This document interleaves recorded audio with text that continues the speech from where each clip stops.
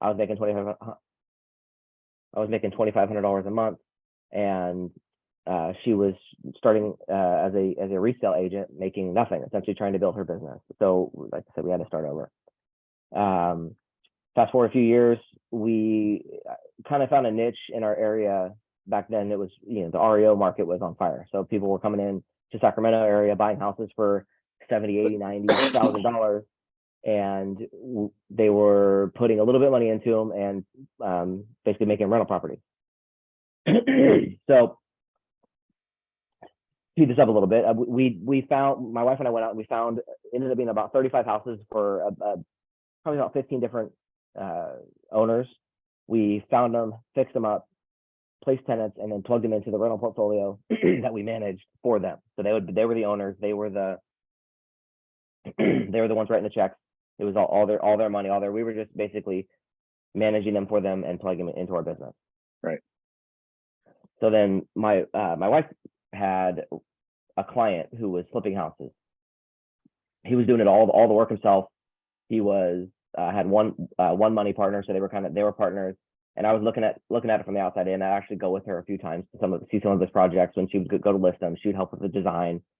And then one day he decides he's tired of doing all the work himself. He's, at this point, I think he's in his mid-50s, early to mid-50s, and he hears this commercial on the radio: learn how to flip houses without using your own money. I'm sure many people have heard the same commercials. So he went to an event and he's like, "Yeah, I'm all in." After the event, he comes back to Christy and I, and he says, "Hey, look, I want to do this. I'm obviously I'm not a spring chicken anymore. You guys are, a little, younger, early, a little hungrier probably than I am. So let's do this together." So I'm like, okay, this is the thing I've always wanted to do, but I'm like, okay, but I know nothing about it. How do I flip a house, right? I don't know anything yet. And he goes, okay, well, go to this event, make sure you're in. So it's a 3-day event where we went, and basically it's this 3-day sales event where you're basically looking to sign up to a real estate program, which he had already signed up for. So we're going to see their information to see if we want to do it. About 15 minutes in, even all the stuff that they say you're going to learn, I'm like, yep, okay. If I can learn this, and this, I'm all in. So 15 minutes in, I'm all in. And Christy is a little more pessimistic than I am. She goes, well, I mean, it's a lot of money. I don't want to. I don't know if we want to do it. And I'm like, look, I'm going to do it. We're in. Let's do it. And so she trusted me, and we decided to start business. And that was at the end of 2012. We launched our first company with our business partners, and that was H2G Homes. We ran that company for quite a few years, and we just started just like everybody, a single flip, small. I think our purchase point was about $90,000. I think the after repair value was around like 199. Like, it was just a small little flip, trying to make your $30,000 essentially, and got our foot in the door, and that's kind of where it all started. So you kind of started off with like a JV partnership agreement with someone else, that but one conversation with somebody that happened to go to a real estate event is what spurred you to be curious about what it could offer you. Am I understanding that right? Yeah, I mean, I was always curious, but once I went to that event, I'm like, oh wow, this is attainable, and there's all these tools that Right. this company is able to provide, and that was like the no brainer for me. Like, I was okay, if they can teach me how to do this, and this, I'm in. Beautiful. So let's talk about, you mentioned your first deal. Let's talk about the nuts and bolts of your first deal, if you can remember back that far. Where did it come from? I vividly remember it because I was shocked that the tips they were giving me in that 3-day event actually worked. So with this program, your 3-day event happens, and then 2 weeks later they come into your local market and they do a weekend training with you, with all the people that sign up for the program, and you do stuff like in your own market. So it's your market education in addition to the stuff that works nationwide. Well, in between the first 3-day and that 2 weeks later, they said basically you need to get out and connect with as many investors as you can. So one of the ways they gave us as a tip is bandit signs. We're like, okay, there's bandit signs. I've seen quite a few just drive around. I didn't think anything of it, but there's people have the signs that say, a bandit sign is a sign that says, we buy houses cash, or stop foreclosure, call today, and it has a phone number on there. So I mean, usually they're like the one I saw, I think it was black. If I'm not mistaken, it was black and yellow. It was yellow background, black writing. It Yeah. was, that pretty much the standard that's out there. And so we called it. Like, we don't know what we're doing, so we just called the phone number. I don't know what he's gonna say. Super, let's just see what happens. I don't know anything yet, but I'm gonna call the guy. So we called it. He answered. He happened to be a real estate agent and a wholesaler who happened to have a property he was trying to wholesale at that moment. So wholesaling is basically he met this person met the seller. He gave him an offer. Let's say that his offer was $80,000 for the property, and then now he turns around and he tries to sell the contract to someone else for a fee. So essentially, we bought it for $90,000. He had in contract for $80,000, and he collects the difference. So he made the $10,000 gap in between. So, and again, he's making 10 grand. We're making 30 to 40. I think we analyzed it at 35-ish, somewhere around there. And all of a sudden, I have no problem writing a check to someone for 10 grand if I know I'm gonna make, if I believe, if I believe I'm gonna make 30 to 40 grand. So we're like, yeah, let's do it all in. The next that came, well, now what? So that was literally within the 2-week gap from when we went to our 3-day event until when we're doing what's called a full immersion, is what the company called it, where they come into our market. So we're like, okay, well, we're in contract with this property. It took about a week. So basically, we had our first property in contract as we were going into our full immersion. So like, okay, cool, we got it in contract. Now we need to learn how to do this. What's the next steps? How do we do it? And kind of that was the way it went. Totally free. So driving around town. So for anybody watching this that's just getting started, and you found a bandit sign, essentially you took the information of what your coach told you to do and you did it. You found a bandit sign, which there's bandit signs all over the place, the We Buy Houses signs. So let's answer this for the people watching. From the time of buying it, what gave you the confidence in understanding the construction aspect? Because you came from selling cell phones to flipping houses. When you were analyzing the deal, figuring out the numbers, what gave you the confidence to understand what those numbers were? So I was fortunate.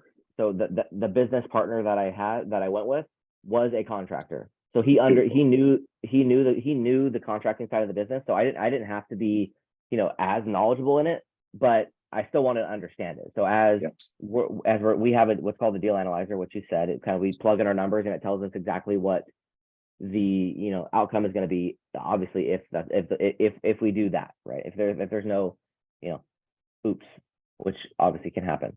So right. Basically, the analyzer we use lists out, it's 5 pages, I believe, if I'm not mistaken now. It's 5 pages, and it lists, are you going to repair the roof? Are you going to replace the roof? What's the square footage? How many windows? Like it goes into very, very detailed to where, are we doing doors? Are we doing, hardware? Are we doing bathrooms, kitchens? Like so it's 5 pages all broken down. And then also at the end, we put in there, it's called a contingency, which is, like that oops factor. Like, did I, what all the things that I forgot or I missed or I could miss or that could come up, where we have a bucket of money that is going to cover that. So he also helped me be comfortable with that, because he's like, yeah, these numbers are legit. These numbers are based on what he was seeing in the market and him doing the work in out there, as a contractor, essentially. At that time, you talked about the contingency and the bucket of money for the oops factor at the end of the deal. At that time, how much money, if you were all in hypothetically at one number, say 150 grand, how big was the contingency? How much room did you give yourself for error? It's always 20%. It's always 20%. Is it still that way? Is it still that way today? I'm a little better than I was when I first started, so I go to 15 now. 15 now? Yep. No, I agree. 100%. I agree 100%.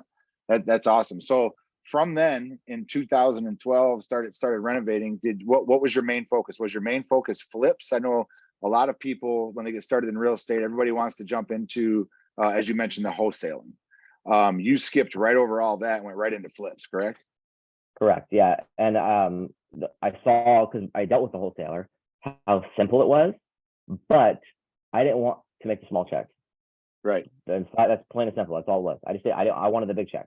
I had a business partner, right? So we're 50-50. So I'm only getting half of what I would get if I was by myself. So I'm already cutting in half. So typical wholesale, 5 to 10 grand on average, right? If that's kind of where you're going to fall. So if I'm wholesaling a property with a business partner, that 5 grand is now 2,500 bucks. That 10 grand is now $5,000. I'm like, okay, we have a team, we have people in place, so let's use it. Let's just Right. go all in. And I'll rewind back to my story a little bit. I went over it, but like when we signed up, like when we decided to join partners, we were flat broke, like broke. Like in 2008 and 9, we sold and filed bankruptcy. Yeah, we had got back on our feet. We were renting houses. We rented from a friend. Like we did whatever we could to survive. Like we were literally on the way to our 3-day event. We bought a $15 lunch, 2 sandwiches from like a Subway. I don't remember if it was Subway or Togo's or one of those chains, on our credit card. And we had to call our credit card company to see which credit card had enough room on it to be able to afford a $15 sandwich. So like times were tight. Like it was tough. Colt, our younger son, was just born in May. So, and this is October of 2012. So he's 5 months old, if my math is correct. Yeah, 5 months old. And Blake was born in 2008, so he's now 4. Yeah, he's 4. Beautiful. Just turned 4. So like times are tough. We're renting a 1,000 square foot 3-bedroom 2-bath house, but we can't use one of the bathrooms because it's where our cat box is, because the house is so small. We don't have anywhere else to put the cat box. So in the master shower in there is the cat box, and we're all using the one bath. So like times were tight. We were still struggling from resetting. And when we signed up, basically my business partner and his wife said, you know what, we'll put it on a credit card. We'll pay for it, and then essentially we'll pay back our credit card equally. So after each deal, we're going to pay back the credit card to pay it off. So we decided for the first 5 deals, we're going to pay back $5,000 towards the credit card. So again, when I was analyzing, like, okay, if we're going to wholesale or flip, if it's a $5,000 wholesale fee, boom, we get nothing, because it's not going to the credit card for our first 5 deals. So that's when we said, we decided, hey, we need to flip. It's going to take a little longer, but that was kind of the reason, because we had to pay back $5,000 over our first 5 deals. It was $25,000 for us to sign up way back in 2012. And in our first year, which was 2013, I was just checking my numbers on the board. I keep track of everything. We did 5 deals in our first year, and we paid back that credit card in that first year. I'm glad you touched on that. So for your first year, you did 5 deals. Now when I say first year, we basically signed up in October, November. So I don't count 2012 as our first year, because we literally just got our docs and everything aligned December. So basically we hit the ground running. So we actually purchased that house at the end of 2012 and sold in 2013. So it's 5 sales in 2013. And just so people understand, when you're talking about this event, you started with your real estate coach. That's when you started with your real estate coach. So kind of gradually talk about the progression over the next, let's just call it 2 to 3 years, of the difference from when you first started, when you went through your coaching program, and then where you were at a few years after that, the effect that your coaching program had on your business, and then what that did for your family. For sure. So we'll go 2013, 14, and 15. Those technically, because 2012, yes, I was doing property management still at the time. So that was my full-time job. By the way, I'm doing this as a secondary, because my full-time is property management still. I'm trying to get that business off the ground. Like my parents had just started it, so we only had a handful of properties, and we're growing that. So I'm growing that business, trying to now apply the principles that I'm learning in this real estate business, because they're trying to teach us basically how to become the entrepreneur, not the technician. If anyone's heard of the E-Myth principle, there's 3 levels.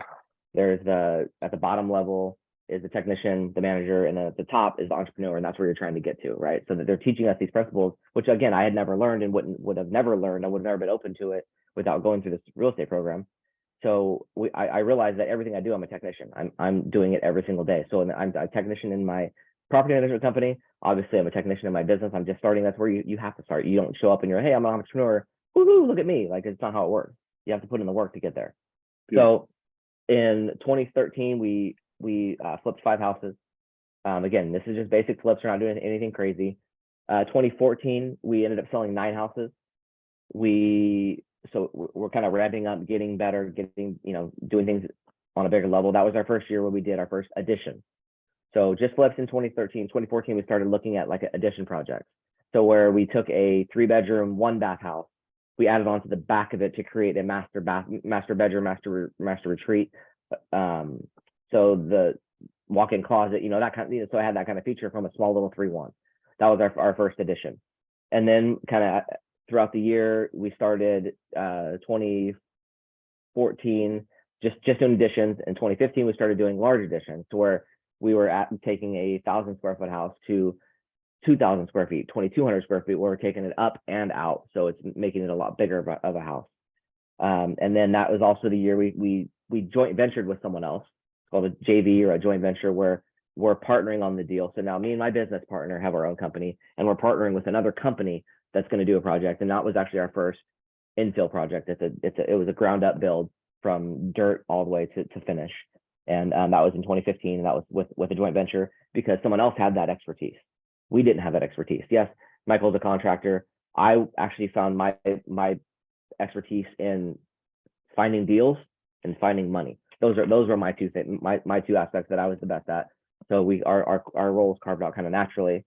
And then this other guy had it down, where he was building houses. So we're like, hey, let's do this together. All of our all of us together can do this, at a more successful level. And so then that was in 2015. That was our year we actually did our first new build.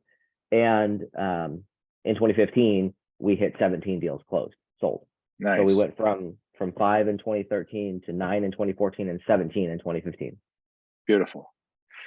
So through that transition, let's talk about the where was a major source of finding deals? How did you find these from the 5? We talked about the wholesaler to increase your volume that much over 2 years. Did you have a specific source that you found your deals, or what's that look like? So obviously every market is different, right? So in our market, and at that time frame, the REO investor deals kind of dried up. So the guys that were REO is bank owned properties. When all the foreclosures happened, the banks went and just sold all those properties, right? So a lot of investors were coming in our market and buying them and making them rentals. Well, the prices had creeped up too high at that point, so they kind of fizzled out. So now there was those opportunities to buy those houses and flip them. So there was some stuff on MLS and free. We were working with wholesalers, calling Bandit Signs, going to local real estate networking meetings, meeting people who are in the business, and they're looking to sell or wholesale their properties. And then also we started doing direct marketing. So we started doing our own Bandit Signs. And we was like, okay, well, if it works for him, why not work for us? So we found other parts of town where he wasn't putting them in, or where someone else wasn't putting them in, and we started putting them up. We could have a whole hour on just Bandit Signs. That's a whole hour, good and bad. And the good times, the bad times, the fun times, the funny times. Yeah. Side note, I was paying a guy to hang Bandit Signs at one point, and literally while he was hanging them, he was probably 2 blocks away. The city called us, like, hey, you can't do this in our city. And I'm like, oh yeah, sorry, no problem. We'll stop. I called my buddy and I was like, hey, get out of there, because they're right behind you. They're pulling your signs down as you're putting them up. Just we'll leave them, bail, abort. So yeah, that's Bandit Signs. They call it Bandit for a reason. So, and then we do we were doing direct mail. So like we found some lists that we would mail letters to, essentially owners trying to find owners with pain points, and see if we can buy their houses. So we kind of spread it out over all those avenues. I know you're in Northern California. Is there a specific list? When you say list, where do you get these lists from? Do you have a specific resource?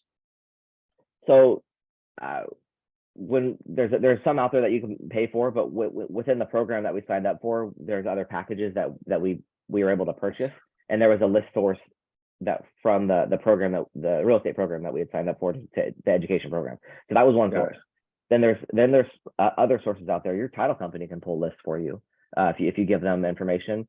In our area, actually they're nationwide now, but they weren't then. It's called Property Radar. You can get a lot of information on Property Radar, and you can pull lists out of there. I think you can pull 20,000. I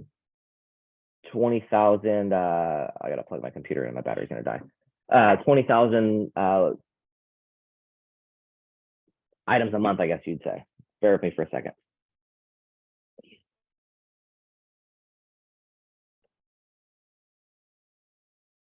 And all the fiasco this morning of our The technical Hey, difficulties. our technical, hey, we're gonna get through it though.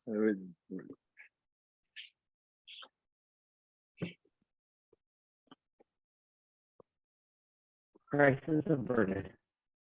So if you were to give anybody in the West Coast or the California area any recommendations, or anywhere really, was there any particular? I know the times have changed and the times are changing daily. What was there any type of list that you were going after? Yeah, and over the years, we've tried so many and done so many different ones, but for the most part, it's been, you know, someone that has higher equity. So someone who their loan is significantly less than the value of the property. They are a landlord, so they're not owner occupied. They're not living in the property. You can even add on other things like the house is older than 10 years. They've owned it longer than 25 years. So you can start adding all these little tags onto your data to get to certain niches. You can even do, I mean, I'm trying to think of all the little tag niches that you can do. There's a lot. But for the most part, something that's older but not too old, something that is they haven't owned it for a short period of time, so they've owned it longer than X number of years, you know, and they don't live in the property because so they don't have a personal attachment to it. You can add even things like pre-foreclosure, right? So they have a loan on the property that they've missed payments, so they've been flagged as a pre-foreclosure. They're going in, you know, there's a potential that they may lose their house. So there's all these different little tags you can add on. I mean, and in my opinion, in my market, in my area, there isn't one thing that works. We would do it all. You would do it all. You just drop a little bit in all those different buckets, and we would do, you know, try it all. And I mean, and it kind of over the years, it's just kind of naturally been sprinkled a little bit of everything. With the guy of your experience, if we were to pluck you out of Northern California and drop you off in a different market, how would you figure out what marketing strategy you would want to use to start all over again in a market that you've never lived? I mean, to start, I would just do the free stuff. I would go to the local real estate meetings, meet all the people, who find somebody, call the bandit sign, just like I did for my very first deal. I would do the same things all over again. Step one, if I'm in a new market, I need to learn my market, right? You need to understand what house is up for, what's available, what's out there, what are people looking for, all those things. So that step one is always learn the market wherever you're at. You know, even if it's your hometown that you've lived in your entire life, you still need to learn the market because you need to learn it at a different level for real estate. And then it would be start marketing, and it's always going to be start free. Like, why spend the money when you start free? So it'd start free. Get out to the investor local REI meetings, real estate investor REI. I'll find those on Meetup, Facebook groups. Like, find all those different ones. I mean, there's a handful that I can think of off the top of my head in my area. Like, I'm sure you can rattle off a few that in your area. There's also, a few that I probably wouldn't go to because I've been to them in my area. But you have to go to those to find out. Yeah. So you'd agree that regardless of where you're at, what you're doing, the fundamentals of the real estate world don't change. The markets might change, but the fundamentals don't change, right? 100%. Beautiful. So a little bit ago, you had mentioned, so probably one of the most important things, just in my opinion, in this business, is you mentioned your team, right? And I know nowadays it sounds like since a lot of people are really, everybody wants this big outlandish, 50 employees, 300 deals a month. What exactly does your business look like? What does your team look like? Tell me the granular. Who is NorCal Homes? Yeah. Right now it's me and my right-hand man. That's it. Okay. Everyone else is subcontractors, and of course my lovely one, but she's not an employee. She just volunteers her time to do all of our design. She acts as our real estate agent, but she also gives us input. She works as like a consultant essentially, picking out, like, giving us the design info for all of our houses. Because, if you see some of our houses, there's absolutely no way I could design the from the first that we're doing all the way to the new build cycles that we're doing. Like, it's not my expertise. I would have, because it's not my expertise. I would, if I didn't have my wife, I would have to hire a designer to do the level of stuff that we're now doing. I could probably pull off the basics list, the low end stuff. I could probably pull it off good enough, but the high end stuff, I would be hiring a designer. And so thankfully I have her, she does that for me. She's phenomenal. And so as far as like employees in my business, is myself, employee one, my right-hand man is employee two. And he handles everything from acquisitions, answering the phone. Acquisitions is basically bringing the properties. He's first point of contact now for that. He runs permits. He helps with project management. He helps, running out the project, make sure the contractors are there. And then for the most part, I'm still responsible for raising money, responsible for, cutting checks, paying bills, project management. That's it. We just two people. Right now, our deal flow isn't as high as it's been, but at our peak, we had, I think it was 14 projects at one time. And the only thing that changed is I had a 1099 project manager that I was paying at the time, Right. who happened to be my dad. He retired last year, so we don't have him anymore. So Kevin and I split that now. But that was the only other change from. We kind of skipped something. I just realized we're talking about my company, NorCal Homes, and last we had talked about was H2G. So when we had talked about the 3 years of business, 2013 to 2015, at the end of 2015, my business partner Michael decided that he was ready to split. He wanted to do different. We were ramping up. Like I said, we did 17 projects that year. He didn't want to quite do as many. He wanted to do less quantity, more quality. He wanted to do a bigger project, higher number. I wanted to do both, but he didn't want to do, continue to do the 30K flips. That wasn't like what he wanted to do. So we split in 2015, and I launched NorCal Homes at the end of 2015, essentially. So NorCal Homes, it's kind of the same as H2G. Right at the end of the year, we kind of got all of our ducks in a row, and then the following year, 2016, was our real first year in business. So 2016 was our first year. Actually, yeah, 2016 was. Okay, so just for everybody listening now, you went from the smaller $200,000-$300,000 houses. What kind of projects you doing today? So now the bottom of our market is in the twos and threes, 200,000 to 300,000, where it was 90s way back when we started. But we'll do, we have two flips right now actively today that are in the mid to upper 300,000 range when they're done. And then I have two spec home new builds that are in the mid to upper 2 million, and the other one's right around 3.5 million as the finished sales price. Got it. So if you don't mind sharing, when we started in this business, we're looking for the 25, 30, 40, depending on what market you're in, returns on each flip.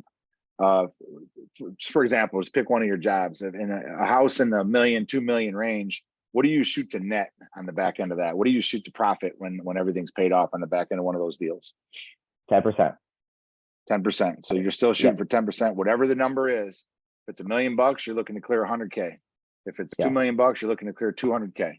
So essentially, you and your family and your team decided they wanted to lower the volume, increase the revenue, so you're not just having to work as hard to do as many deals.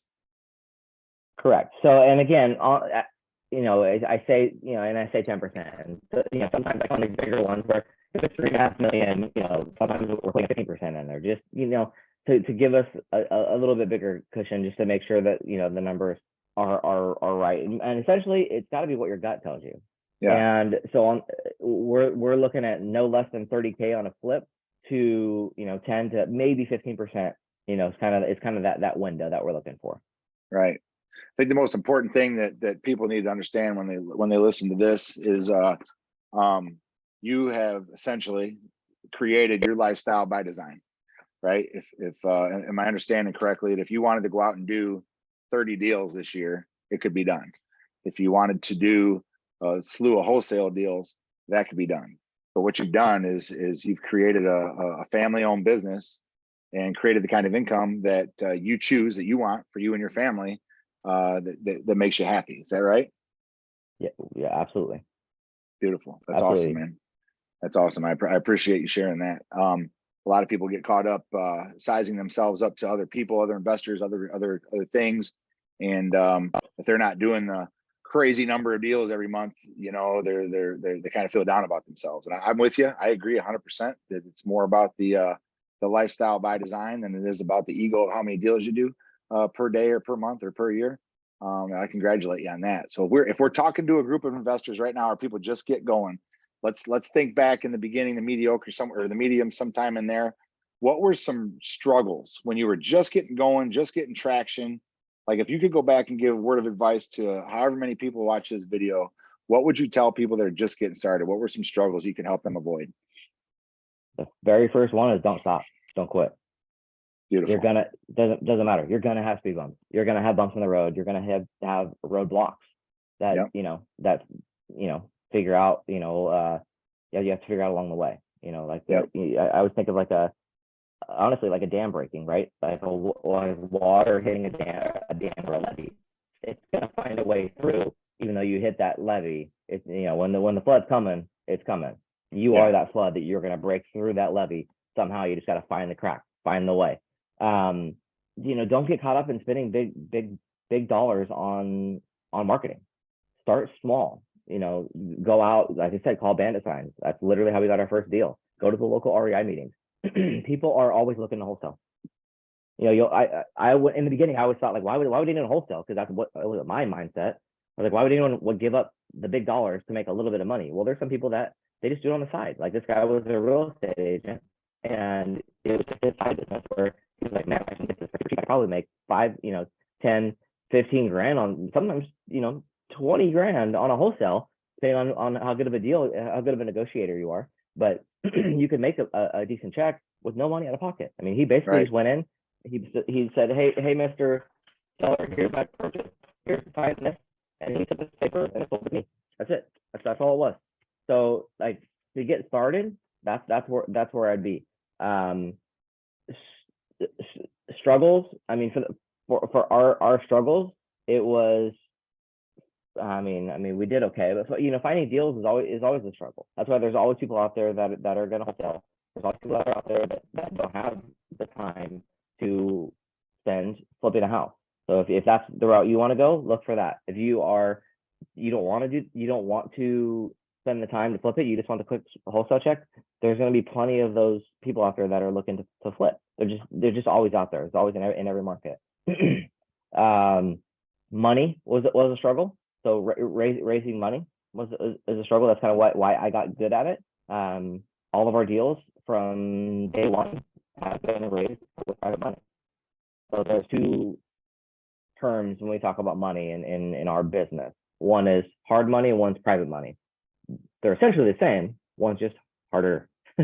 Yes. So private money is private individuals where you have a relationship with that they lend you money on your deals, and it's like they become your bank. Hard money is more institutional, where they're going to have more institutional type terms. They're going to do everything. Again, we can dive into hard money, private money in a whole nother hour later. But we've raised private money for 100% of our deals, and over the years, at one point, so at our peak, we had 16 deals. I think it was 16 actually at one time. When we were H2G, that was the highest. We had 16 deals. I think I had 14 by myself, but it was 16 with H2G, and we had $6.5 million in loans. That was the peak. Like we were able to raise to get together enough people to borrow $6.5 million to flip houses. Right. I mean, and honestly, the nugget, if there's one thing that for me that I took away from my 3-day event, was using other people's money. That was like the holy crap aha moment. I can borrow money from, I didn't borrow money from my uncle, but I borrow money from my uncle. I don't have that rich uncle. Some people do. My uncle is not that guy. So like you can borrow money from your uncle and flip a house and have no money out of pocket. I mean, that's pretty amazing. Not only can you do that, but you can borrow it, not make any monthly payments along the way, and then just give him his money back when it's over, and you have no money out of pocket throughout the whole deal. And we've been fortunate enough to do that for every deal we've ever done. Never borrowed hard money, but hard money's out there. I'm not saying it's bad. It's just harder. So your entire business, everything you do from the $200,000 houses all up to $3 million houses, are all generating off private money lending. Absolutely. That's awesome. That's a good takeaway. So what I get from all this And again, I thank you for the time and look forward to what the future has a hold for you and for both of us together. Is how important was the very first action that, number one, your first partner took, and number two, that you and Christy took when you went to your coaching program, and along the way, taking the necessary action? Because how many times do we come across investors, entrepreneurs, any business, it doesn't really make a difference, where we come across the people, they're always doing the getting ready to, or I wish I would have, right? It sounds to me like since 2008, you've just been doing nothing but taking consistent action to get to where you are today. Is that right? Yeah, absolutely. And I honestly, from 2008 to 2012, it wasn't great action. I didn't become good at what I was doing until I had a coach, right? So 2008, I was just treading water, trying to keep my head above water, drowning partially, but just trying to stay alive, trying to struggle. And then once we found the coaching program, I mean, it was honestly our life changed. I don't know any other way to put it. Like it changed our lives. There's no, that may sound cliche or whatever, but that literally changed our lives. There's no way around it. And again, all that, I mean, I probably could have went and borrowed the money from somebody and found a way had I need to. But I mean, my business partner at that time also was one that changed my life. If he hadn't, and again, I mean, I may not even found the coaching program if it wasn't for him, right? So we owe, and I still tell him to this day, even though we're no longer business partners, that he changed my life 100%. Yeah, by getting us to that event, and using the tools. That's it, man. Awesome. Cool. Well, thank you for taking the time, man. We'll wrap it here, but I'd like to share with people, if you don't mind, where can they check out some of your projects that you're doing and just kind of watch your journey along your real estate business? Yeah, for sure. Let me see if I can share my screen here. So we can do this technical stuff. Don't kick us off. Oh, you won't let me. You have to allow. I have to do that. All right, cool. Allow me to share my screen. This is host disabled. It. You're the host. All right. Well, I'll tell you what. If not, otherwise, let's just tell them. Yeah. What's your Facebook page? My personal Facebook page is Josh Hastings. It's a picture of me and my two boys. I'm probably gonna update it actually, so it'll be probably me, my wife, and my boys. But out of Roseville, California. Company name is NorCal Homes and Development. That's also on Facebook, NorCal Homes and Sign Development. On Instagram personally, and on Facebook. There's links on there. Our website is norcalhomesllc.com. That's NorCalHomesLLC.com. You actually, when you go on there, you'll see one picture of one of our recent spec home builds. That's the kind of the cool picture on the background. But there's links on that to our Instagram, our Facebook, as well. But it's NorCal Homes and Development. There's other NorCal Homes out there that aren't but it's NorCal Homes and Development, or NorCalHomesLLC.com. Awesome, man. Thank you for that, guys. I'd recommend if you're in real estate, no matter what part of the country you're in, check Josh out. Look at his NorCal Homes Development. Go back and check out some of the things he's done. Absolutely amazing. This guy's very humble about what he does. And when I say luxury, people talk about luxury flips. You see these shows on TV and all that good stuff. This is the real deal. Check out NorCal Homes and Development out in Northern California, and follow us for our next episode. And don't hesitate to reach out if we can help you in any way. Josh, thanks, man. I appreciate the time. Thank you, sir. All right, brother. Talk to you soon.